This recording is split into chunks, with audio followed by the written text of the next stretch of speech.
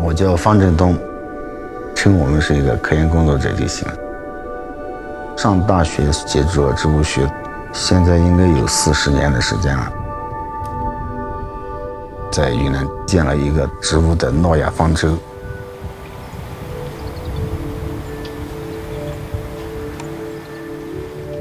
香格里拉高山植物园是全世界海拔最高的植物园，海拔在3340米，已经成立了22年了，面积有1005亩。我们就把它定位在一个后备花园，因为一些建设工程、全球气候变化，还有过度的一些采集，一些物种会消失。抢救性的保护了当地的一些极小种群和特有物种。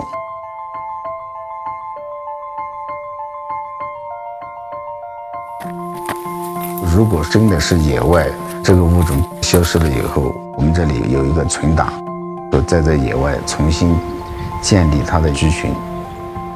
中甸刺猬原来面临一个生存威胁，我们发现在整个库区总共也只有500多株。而且其中有300多株是位于这个淹没区里面，收集种子，以及再到园区里面，种子育苗、扦插育苗，通过反反复复的试错，经历了将近10年的时间，每年能够繁育几千株到上万株的这个小苗出来。园区有620种当地的原生高等植物。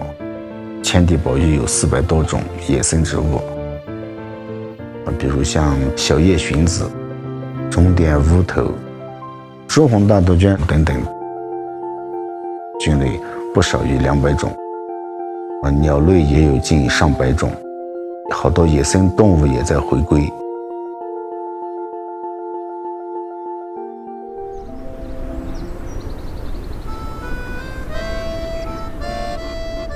小时候，我就是在维西县的澜沧江边嬉戏长大的。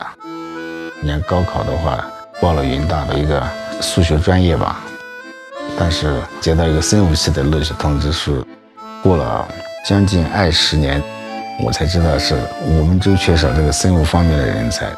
当地的一个领导是他亲自帮我改掉的。1年有2到3个月会出野外。采集了将近5万号标本，当时就是随便走到哪一个山谷，都能很容易的采集到莲瓣兰。我在维登乡当时看到那些人就是一卡车一卡车的买走。经过了90年代的那个兰花狂热之后，后来再到野外几乎已经采不到了。1999年，我觉得建这个植物园刻不容缓，当时做了一个4000多万的盘子。为了这个园区的生存了嘛，就要得跟朋友借钱。最困难的时候，职工的工资迟迟发不了，拖欠了工程队的工程款。我是性格比较内向，但是我又不得不跟各个部门和社区的老百姓去打交道，也没办法，那个脸皮厚了嘛，是吧？2011年以后，终于不用向别人借钱了。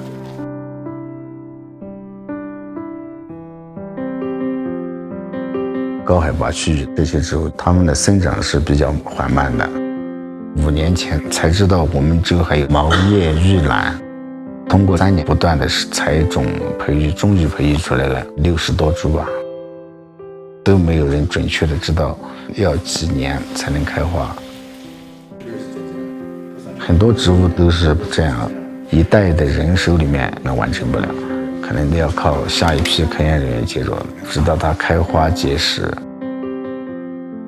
该退休养老的时候，想把我以前承担过的这些科研课题的成果整理出版出来。